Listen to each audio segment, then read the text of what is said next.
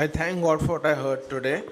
I was very encouraged by what I heard about standing before God and not before men. Uh, this is what God has been dealing with me over the years, and even now, so forth. That it doesn't matter how much I share well in the meetings. It doesn't matter if I think it's a good thing that I should go and share in the meetings. But what God wants me to do is to trust Him when no one is looking. To trust Him when in my heart and my mind no one knows my thoughts. To believe Him that when He says sin will not have dominion over you, for you are not under law but under grace. To not trust my own efforts and say, Lord, I will do it, I'll not fall. Not like that. But Lord, you give me grace. You give me grace. Lord, I want your best. No matter what I go through, no matter what I'm going through in my life, I want your love for me. I want to stand before you. And many times I've heard, Brother Matthew always tells me that when he stands even in the pulpit, he sees Jesus in front of him. He sees as if God is there. And that's how he preaches the word. So in my life, I want to live before God just as Jesus lived before the Father every moment. And I personally believe God is leading me to my Peniel, where in John 15:5 Jesus says, apart from me you can do nothing. This is what God is leading me. And I believe that God will give me the grace to go on ahead into more and more maturity in the Christian life, into more and more selflessness, into more and more humility, so that I can not be an irresponsible brother anymore, that I can be a responsible brother, so that my wife and my son may be blessed, so that my family may be blessed, so that step by step my church family also may be blessed. Praise God. प्रभु का धन्यवाद करते हैं जो कुछ भी आज परमेश्वर का वचन हमारे बीच में प्रभु ने बांटा। Thank God for whatever we heard today. बहुत ही महत्वपूर्ण ये जो वचन है जो परमेश्वर का आत्मा ने आज हमारे बीच में बांटा है। So the Holy Spirit has put a very important word in our midst today. और पहले भी जैसे भाई ने ये बांटा था, लेकिन आज जैसे उन्होंने बांटा एक नए रीति से हमारे पास वो पहुंचा है। And as brother has shared this before also, but this was a new perspective to it. Brothers and sister, ये बहुत ज़रूरी है हम किसके सामने सेवा कर रहे हैं। So it's very important who are we serving before. क्या मनुष्य को प्रसन्न करने के लिए कुछ कर रहे हैं, Are we doing it to please people, या परमेश्वर की महिमा के लिए हम करते हैं। or are we doing it for the glory of God? जैसे हमने सुना हम सब परमेश्वर के नज़दीक अभी याजक बने हैं, So as we've heard that we are all priests before God. और ये हमारे कर्मों के वजह से नहीं है, ये सिर्फ यीशु मसीह के लहू के द्वारा है। It's not because of our deeds but by the blood of Jesus हम Christ. प्रकाशित वाक्य पहला अध्याय 5वें वचन में पढ़ सकते हैं, यीशु मसीह के लहू के द्वारा हम सबको ये अवसर मिला है कि हम याजक का पद उसने हमें दिया है। So we read this in the book of Revelations that we have received this priesthood by the blood of Jesus Christ. लेकिन हमने यहाँ पर एक चीज सुना कि ये लेवी व्यवस्था को परमेश्वर ने जो काम दिया, परमेश्वर ने उनसे छीना नहीं, वो करते रहे। So what we heard is the service which God had given to the Levites, He did not take it away from them. यही चीजें ब्रदर जो हमें डिसेप्शन में डाल सकता है। These are the things which can deceive us. हमको लगेगा हम प्रभु के लिए कर रहे हैं, We will feel that we are doing it for God प्रभु हमसे करा रहा है, and that God is allowing us to but do it. Main thing है हम परमेश्वर के नजदीक नहीं है। But the thing is that we will not be close to God. ये बहुत डेंजर बात है brothers and This is sister, a very dangerous ये हमें thing. समझना बहुत जरूरी है। And we need to understand it. प्रभु हमसे काम कराता रहेगा, That God will allow us to keep working. कुछ लोग ब्लेस भी होंगे, And some people might be blessed. लेकिन हमारा परमेश्वर के साथ रिश्ता नहीं है, But in that we will not have a relationship with God. और ये बहुत खतरनाक चीज है। And this is a dangerous thing. जब यीशु हमसे कहेगा मैं तुझे नहीं जानता, When Jesus tells us that He does not know us. तो ब्रदर्स एंड सिस्टर बहुत सीरियसली हमें ये चीज लेना है। So we need to take this very seriously. एक उदाहरण के तौर पर हम देख सकते हैं पुराने नियम में परमेश्वर के लोग जब प्यासे थे, So for example, we can see in the Old Testament that when the Israelites were thirsty और वो लोग कुड़कुड़ा रहे थे, and they were grumbling, तो मूसा ने परमेश्वर से पूछा, प्रभु तेरे लोग कुड़कुड़ा रहे, मैं अभी क्या करूं इनके लिए। so Moses asked God that your people are grumbling, what should I do for their इनको thirst? प्यास लगी है, मैं क्या करूं। They are thirsty, what should I do for तो them? परमेश्वर ने कहा तू इस पहाड़ को मारना, So God had told Moses to strike the rock और ये तेरे लिए पानी देगा। and that. तो वो पानी पीकर बहुत सारे लोग तृप्त हो गए, So by drinking that water, everyone was quenched their thirst. बहुत सारे लोग ब्लेस हो गए। and many were blessed. लेकिन सेकेंड टाइम वापस से ये लोग कुड़कुड़ाने लगे कुछ समय के बाद. But again, after a while, they started grumbling again. फिर से इसने परमेश्वर से पूछा, प्रभु मैं क्या करूं? And again, Moses asked God what to do. अब ध्यान से सुनना. And listen carefully. परमेश्वर ने कहा तू उस पहाड़ को आज्ञा दे और वो तेरे लिए करेगा. God said that you just speak to the rock and it will give forth water. मूसा ने क्या किया? And what did Moses do? पहाड़ को फिर से मारा. He again struck the rock. परमेश्वर को पसंद नहीं आया. And God did not like it. लेकिन आप ध्यान से देखना, पानी फिर भी आया.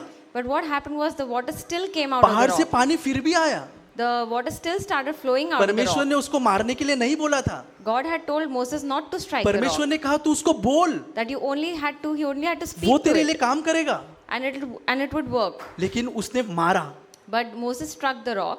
परमेश्वर ने वो पहाड़ को मसीहा के जैसा ठहराया था.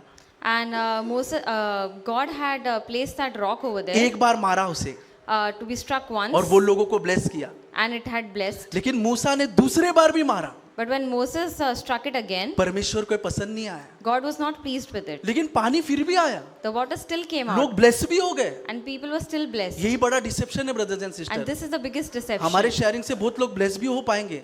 Maybe a lot of people may be blessed with our लेकिन sharing. क्या प्रभु खुश है? But is God pleased with us? Bible कहता है जब वो लोग ब्लेस हो गए, The Bible says that when those people were blessed, परमेश्वर मूसा को अलग ले गया God took aside Moses. और उससे कहा तू वो वाचा के देश में प्रवेश नहीं करेगा. And God told Moses that he will not enter the promised land. Bless हो गए लोग, Although the people were blessed, लेकिन मूसा उसमें प्रवेश नहीं किया. but Moses could not enter the promised land. Brothers and sister, हमारे लिए एक चुनौती है. So this is a challenge for us. हम जो कुछ भी करते हैं क्या मनुष्य को दिखाने के लिए कर रहे हैं? Whatever we doing, are we doing it to please people? शायद हमारे अंदर वो स्वभाव होगा Maybe we have that कि aptitude लोगों within को us प्रसन्न करे to please people हमारे कामों से.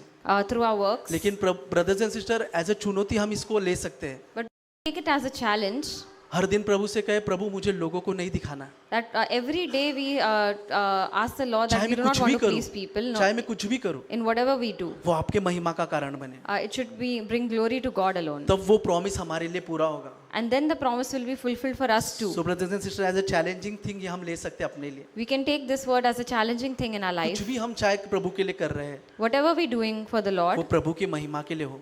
it should be for the glory of God Prabhu alone. हमारी सहायता करे. May God help us. This is a very important word for all of us. और ये हम सभी के लिए महत्वपूर्ण वचन है.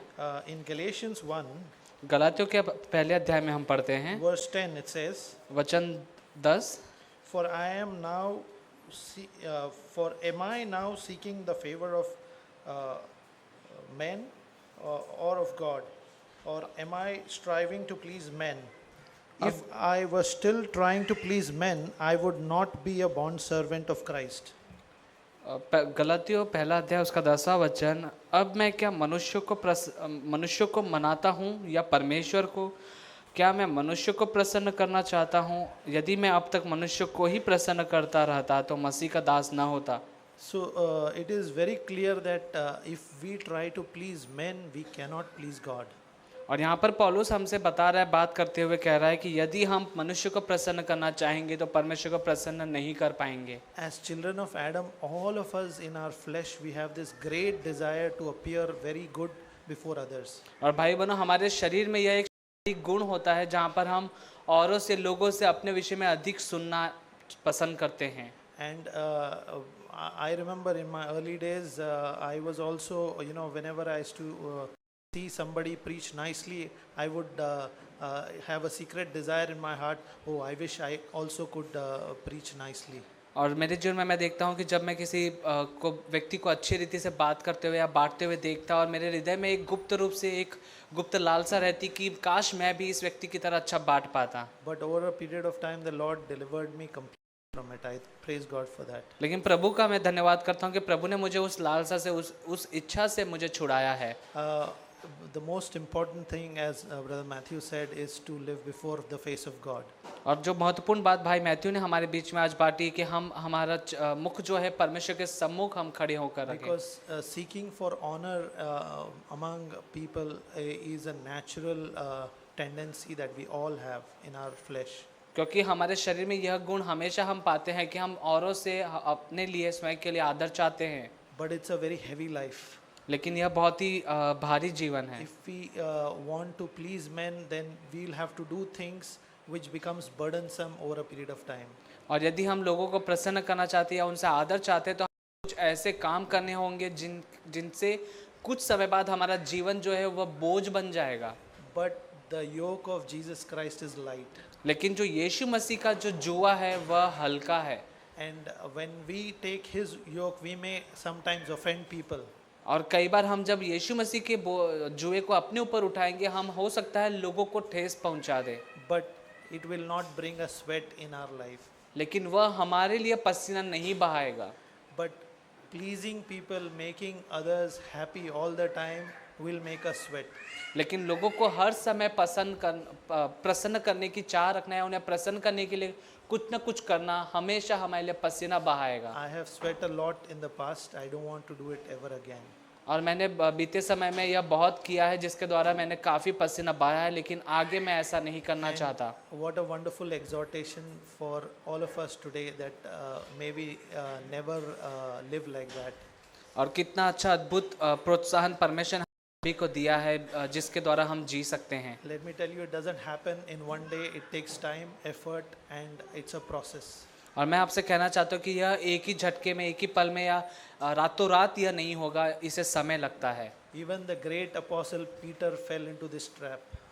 और यहाँ तक कि हम देखते हैं जो महान प्रेरित पतरस भी जो था वह ठोकर खाता है। Paul had to rebuke him. We read that in the book of Galatians. और गलातियों की पत्री में हम पढ़ते हैं कि वहाँ पर आवश्यकता पड़ती है प्रेरित पौलुस को कि वह प्रेरित पतरस की ताड़ना करे, उसे उसकी शिक्षा करे। I don't have time to go into that, but all of us know that, I hope. और हमारे पास समय नहीं है कि हम वहाँ पर वचन में पलट कर जा सकते, परंतु मुझे आशा है कि हम सभी उन बातों को जानते हैं। So may God help all of us. तो प्रभु हम सभी की सहायता करें। जैसा भाई ने कहा कि परमेश्वर ने इज़राइल में उस मंदिर की रखवाला रखने की जिम्मेदारी एक वंश को दिया गया है। So as brother mentioned that God had given this ministry to this tribe of people. ये अच्छी बात है कि अगर कलीसिया की रखवाला रखने के लिए परमेश्वर ने कुछ लोगों को रखा है। So it's a good thing that a certain tribe God had selected a certain tribe for the priesthood. जिस तरह इज़राइल के उस मंदिर में परमेश्वर ने एहरोन की उस वंश को चुना गया। So just as Aaron's tribe was chosen for the priesthood. और देखते हैं कि एहरोन की वंश में से लोग जो थे वो लोग परमेश्वर की अटल सेवा करते थे। So Aaron's further generations kept on keeping this service. और उसमें मुख्य था एहरोन था। And the head was Aaron. और जब लोग मंदिर के पास परमेश्वर के पास आते थे And when people would come to God in the temple, और एहरोन की जो वंश के लोग और ये लोग जिम्मेदारी उठाते थे कि किस तरह काम करना है। and Aaron's tribe would take responsibility for the temple service. वो मुख्य था, एहरोन जो था मुख्य व्यक्ति था। So Aaron was the head of all. लेकिन ये जुना करार की दृष्टांत थी। But this is from the Old Testament. जैसे कि सेकंड पीटर में लिखा है कि ब्रदर मेंशन किया है कि अभी नया करार में आते हो कोई मुख्य नहीं है। So when we come to the New Testament, there is no one person as the head. कोई उम्र में बड़े हो सकता है, कोई ज्ञान में बड़े हो सकता है, लेकिन जब कलीसिया की बात होती है कोई मुख्य नहीं है। जब नया करार की बात आती है Someone can be old in age, someone can be more wise, but there is no one head above. तो नया करार में याजक कौन है? So who's the priest in the New Testament? हम सभी याजक हैं। So all of us are priests. तो सवाल उठता है कि मुख्य कौन है? So then who is the head? कोई नहीं है। No one. मसीह मुख्य है। Jesus is the head. अगर वचन में लिखा है And it says in the word परमेश्वर कलीसिया के सिर हो, that God is the head of the church. तो अगर परमेश्वर नया करार की कलीसिया बनाया हो So if God has made the New Testament और church, उसकी सिर कौन होगा? so who will be the head of it? सिर्फ मसीह होगा। Only Jesus हम Christ. सब कौन है? Who are all of us? हम सब उस शरीर में एक अलग अलग अंग है। So we are the different parts of the body. तो मुझे बहुत दिलचस्पी लगा कि इधर कोई मुख्य नहीं है, So I found it very interesting that nobody is the head over here. लेकिन मुख्य एक ही है, प्रभु परमेश्वर यीशु। The only head over here is Jesus Christ. और एक चीज मुझे बहुत स्पर्श हुआ कि जब सभी लोग अपनी जिम्मेदारी से हट गया, And another thing that touched me, everybody gave up their responsibility. एजकेल 44:15 वर्ष में लेके एक सादोक की वंश के लोग वहाँ परम पवित्र स्थान के रखवाला करते थे. So Ezekiel 41 says that Zadok's people, they were still ministering in the temple. तो इसको मैं इस तरह लेता हूँ, So this is how I take it. जैसे कि मेरा शरीर आत्मा और प्राण और शरीर से बनी हुई है. Just like my entire being is made up of the mind, body and soul. जब मेरी बाहर की रूप से मैं मेरी मुंह से किसी से बातें करता हूँ या मेरे माइंड से किसी से गलत सोच विचार करता हूँ, लेकिन ये सब कभी कहीं कंट्रोल में नहीं होते हैं. So when I speak something from my mouth or think about something, these are not under my control. लेकिन एक चीज मैं कर सकता हूँ, But there's one thing. सब वचन में लिखा है सबसे पहले अपना मन का रखवाले करो. So as the word says that you have to examine your heart. जैसे कि वो सादोक की वंश का लोग परम पवित्र स्थान के रखवाला करते थे. Just like the Sadok's people, how they took care of the वो temple. लोग बाहर की आंगन पवित्र स्थान को शायद छोड़ दिया होगा, Maybe they left out the holy place. लेकिन उसको पता है कि परम पवित्र स्थान जो है, जो परमेश्वर की निवास स्थान है, उसको मुझे स्थिर रहकर वहां पर विश्वास योग्य रहना है. But they were so careful to take care of the most holy place because that is where God dwelt. तो मैं सोचता हूँ अगर मेरा मुंह से या मेरी प्राण से कुछ भी गलत हो, So what I understand is if I speak something wrong or some thought, लेकिन मैं सोचता हूँ कि मेरी जो मेरे हृदय के पास मैं एक विश्वास योग्य भाई बनना चाहता हूँ. but from within my heart I want to become a faithful brother. क्योंकि जो बाहर से आते हैं वो किसी को करप्ट नहीं करते, लेकिन वचन में लिखा है जो अंदर से, जो हृदय के अंदर से बाहर आता है वो करप्ट करते हैं. So what comes from outside does not corrupt us, but what comes from within corrupts us. इसीलिए सबसे पहले अपने मन की रखवाला करो. So that's why we have to take care of our hearts first. My brothers and sisters, ये कहने के लिए मुझे कभी अच्छा नहीं लगता है ये बात. I do not like to say this a lot. जैसे कि एक प्राचीन होने के नाते में ये बात अच्छा नहीं लगता है. So being an elder, I do not like to say this. मुझे अधिकार भी हो, लेकिन मैं इस जगह पे आने के लिए कई बार मैं दिल में, हृदय में कांपता हूँ यहाँ पर आने के लिए. So even if I have the authority to come here and speak, but still in my heart I sometimes shiver with that thought. क्योंकि इधर सिर्फ एक कलीसिया के सामने नहीं खड़ा हूँ, मेरे सामने यीशु मसीह खड़ा है. Because I'm not just standing before the church, but God is standing, Jesus और is standing वो before me परम here. पवित्र यीशु मसीह है. And He's the most holy Jesus Christ. उसने सारी सामर्थ से अपने सारे संसार को बनाया. He has made the entire world through His strength. और उस सामर्थी परमेश्वर के सामने मैं खड़ा हूँ यहाँ पर. And I'm standing before this God. भयभीत से मैं कुछ बोलूं And I cannot speak anything without fear, या मेरे मुंह से कोई व्यर्थ बात निकले. or some useless word comes out of my mouth. मैं ब्रदर्स एंड सिस्टर्स, एक दिन में प्रभु के सिंहासन के सामने खड़ा रहना पड़ेगा. One day we will stand before the throne of God.